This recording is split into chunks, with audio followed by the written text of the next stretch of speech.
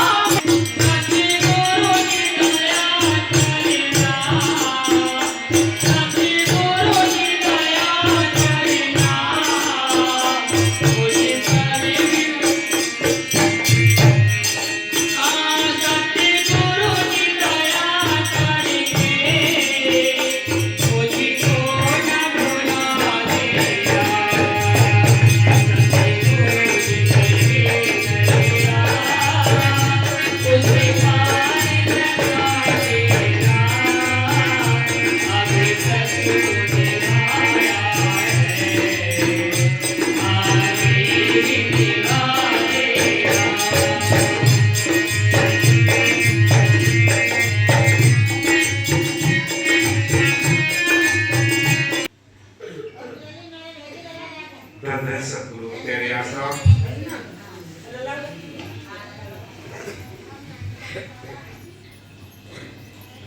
सभी मालिक के प्यारे जिज्ञासु जहाँ तक भी आवाज आ रही हो, मालिक के प्यारे गांव वासियों,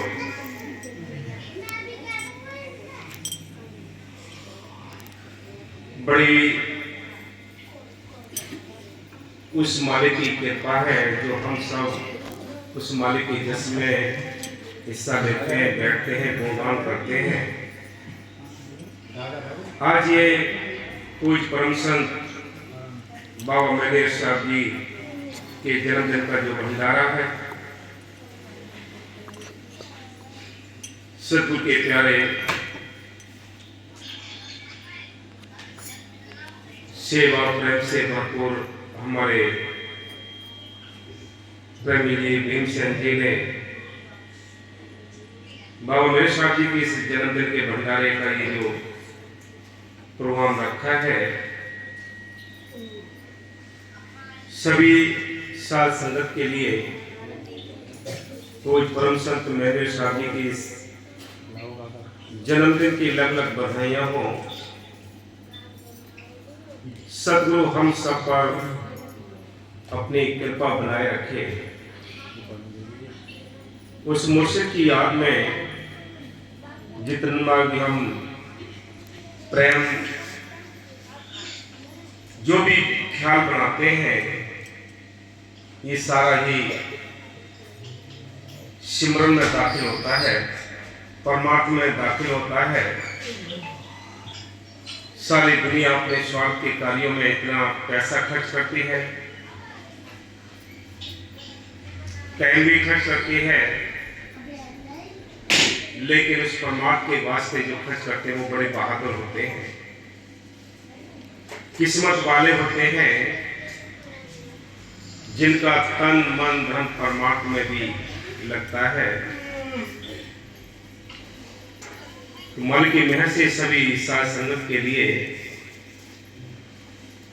पूरे इस देश के जहां भी साध संगत है, सभी के लिए मेरे शाह जी के इस जन्मदिन के भंडारे की लख लख बधाइयां हो।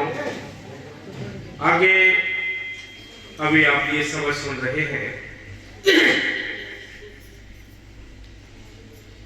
कि सतगुरु जी मेरी नैया उस पार लगा देना, ये कौन कहता है? कौन इतनी बेनती करता है? किसको ये जरूरत है? आप ये बेनती करना, ये सारी दुनिया को जरूरत नहीं, ये जरूरत है उनके लिए जिनको समझ आ गई है कि हम पराये देश में फंसे पड़े हैं।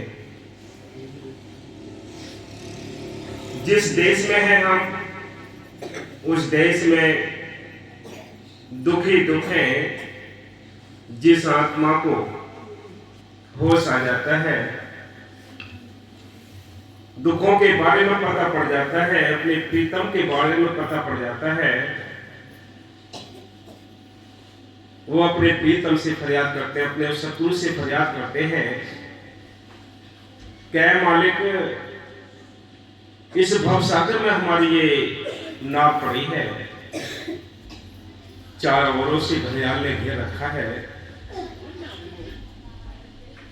मैं कैसे आपके दीदार करूं, कैसे दर्शन करूं, कैसे मैं द्वारे आऊं, मेरा अपना कोई बल नहीं। ये बेनती, ये भवसागर से पार होना सभी धर्मों के जितने भी भक्त होते हैं, जिज्ञासु होते हैं, मालिक से बेनती करते हैं। एक और बात याद रखो, ये तड़प, ये बरह, ये लगन प्रेम ना तो सभी हिंदुओं को लग सकती है, ना ही सभी मुसलमानों को लग सकती है, ना कभी सभी सिखों के लिए लग सकती है, ना सभी ईसाइयों के लिए लग सकती है। इन सभी धर्मों में ये तड़प, ये याद, अपने घर जाने की चिंता किसी किस्मत वालों के लिए लगती है। अगर ये सबको ही लग जाए तो ये देश 84 का जेल खाना उजड़ जाएगा। मालिक उनको मेहर करता है जिनको पहले से ही भक्ति के होते हैं, कोर्स बाकी रह जाता है, उनको ये भक्ति के शौक लगते हैं, उनको ये भक्ति अच्छी लगती है। बाकी ये किसी की समझ नहीं आती। अगर सबकी समझ में आ जाए तो ये सारी दुनिया खाली हो जाएगी, फिर यहाँ कौन धक्के खाएगा। इसलिए संत कहते हैं उन्हीं ही आत्मा को, चाहे हिंदू हो, चाहे मुसलमान हो, चाहे सिख हो, चाहे ईसाई हो, उन्हीं रूहों के लिए, उन्हीं आत्माओं के लिए चिंता होती है जो जागे हुए होते हैं, जो अपना घर जाना चाहते हैं, अपने उस मालिक से मिलना चाहते हैं। उन्हीं को चिंता है कि हम यहाँ भव सागर में पड़े हैं। भव सागर कोई पानी का सागर नहीं, भव सागर है ये कर्मों का दलदल है। हमारे ऊपर इतने कर्म है कि हम यहां से आजाद नहीं हो सकते। वो मालिक, वो संत फकीर इस संसार में आते हैं, इस मृतलोक में आते हैं, वो कहते हैं कि चलो अपने घर चलो गई, ये तुम्हारा देश नहीं। वो याद दिलाते हैं जो रूहों को जगना होता है, जिन आत्माओं को जगना होता है, वो तुरंत उनके सोबत से तुरंत अपने घर की याद करने लग जाते हैं कि हकीकत में हम कहां पड़े हैं। संत कोई जाति धर्म बनाने नहीं आते, कोई मजहब बनाने नहीं आते। ये शैतान की काल की नगरी से अपने रूहों को लेने के लिए आते हैं, जो भजन करके अपने घर जाना चाहते हैं। अपने घर जाने के लिए, मालिक से मिलने के लिए आपको कर्म कांड, बाहर के किसी भी कर्म धर्म की आवश्यकता नहीं है। क्या करना है, हमें किसी रूहानी फकीर की तलाश करके, उन संतों की तलाश करके, नाम लेकर, नाम का अभ्यास करके अपने घर चलना है। ना अपने जातियां छोड़नी है, ना अपने धर्म छोड़ने हैं। लेकिन छोड़ने क्या है, अंडे मांस मछली छोड़ने हैं, नशे किसी प्रकार के नहीं करने, बुरे कर्मों से बचकर नाम जपोगे, वो हाजर नाजर जिंदा राम जिंदी ताकत तुम्हारे अंदर बैठी है। वो अंदर बैठी है, अंदर से तुम्हारी पुकार सुनेगी, तुम्हें किसी सच्चे संत से मिला देगी। संत उस मालिक के भेजे हुए एक एजेंट होते हैं। जो संत अपनी पूजा कराते हैं, बड़ाई कराते हैं, वो संत नहीं है। सच्चे संत अपने आप को छोटा बनाकर रखते हैं और क्या करते हैं कि भाई हम कुछ भी नहीं है, तुम्हारे अंदर तुम्हारा मालिक बैठा है। हम उसको इशारा देने आए हैं कि तुम्हारा मालिक तुम्हारे अंदर बैठा है। चाहे राम हो, चाहे खुदा हो, चाहे गॉड हो, चाहे वाहिगुरु हो, वो सारी शक्तियां ये अंदर हैं, बाहर नहीं है।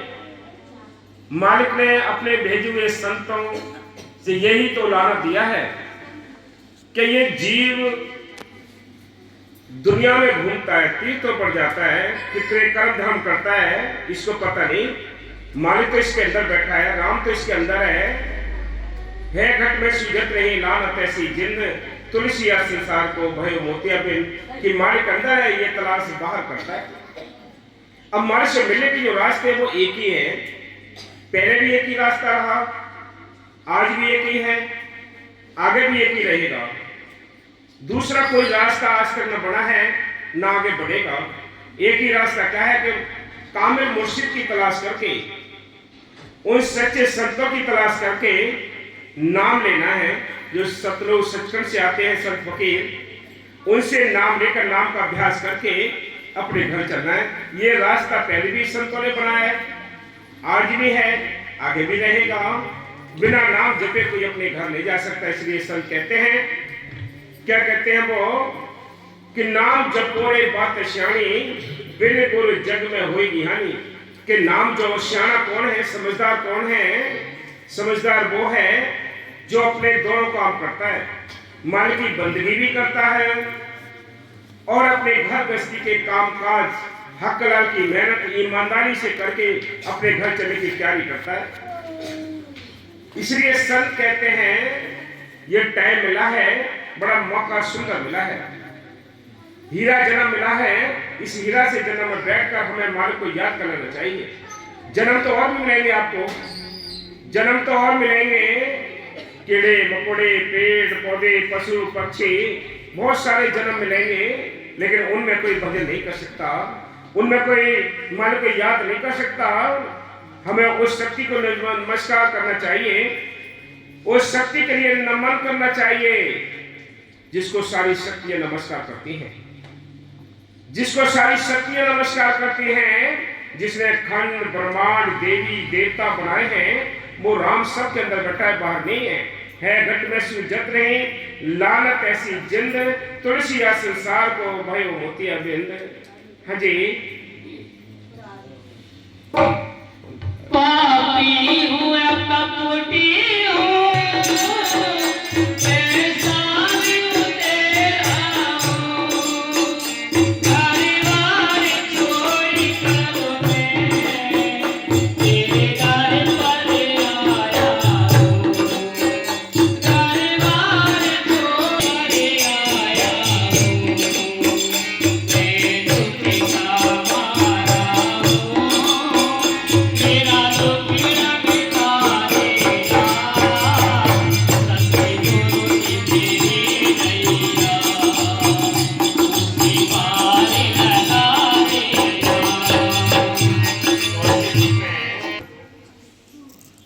कीड़े मकोड़े बड़े दुख उठाए, पेड़ पौधे बड़े दुख उठाए, पानी के जीव बड़े दुख उठाए। ये 84 के दुख हैं। इनसे दुखी होकर ये आत्मा तंग होकर क्या कहती है कि लग 84 खत्म हुई ना, कोट कर उचार गए, नाक में दम आ गया, मरते मरते हार गए। कि रोज मरना रोज जीना ये सिलसिला समाप्त नहीं होता। ए मालिक, इस 84 के जेल खाने में पड़े पड़े जुगों के जुग बीत चुके हैं, नाक में दम आ गया है, अब तो हमारा छुटकारा करा दे, अपने शरण में ले ले। इसलिए संत कहते हैं कि इंसान बड़ा सुंदर मौका मिला है, ये हीरा जन्म मिला है। आपने क्या करना है, जितने भी आपके घर गृहस्थी के जो काम काज है, चाहे खेती बाड़ी करते हैं, चाहे बिजनेस व्यापार करते हैं, चाहे सर्विस करते हैं, ये 10 घंटे आप काम करिए। 1 घंटे उस मालिक के लिए टाइम दीजिए, 2 घंटे उस मालिक के लिए टाइम दे दीजिए। ये आपका जो टाइम परमात्मा दिया है, ये आपका अपना टाइम है, अपना काम है और अपना ये दाम है। इसको कोई नहीं बांटेगा। कोठी बंगले बढ़ जाएंगे, बैंक बैलेंस बढ़ जाएगा, बेटी बेटा भी सब साथ छोड़ देंगे, काय ने भी साथ छोड़ देना है। इस संसार का जो देखने वाला तमाशा है, ये कोई भी साथ नहीं देता। संत कहते हैं आपकी जो बंदगी है, जो आपकी परमार्थी दौलत इकट्ठी है, यही आपके काम आनी है, बाकी सब बढ़ जानी है। इसलिए संत कहते हैं इस संसार की मतलब की दुनिया में अपना मतलब निकालना है। हाँ जी, सत्य गुरु जी मेरी नैया, उसे पार लगा देना, अभी तक तुझे आया है, आगे भी दिखा देना। सत्य गुरु जी मेरी नैया, उसे पार लगा देना,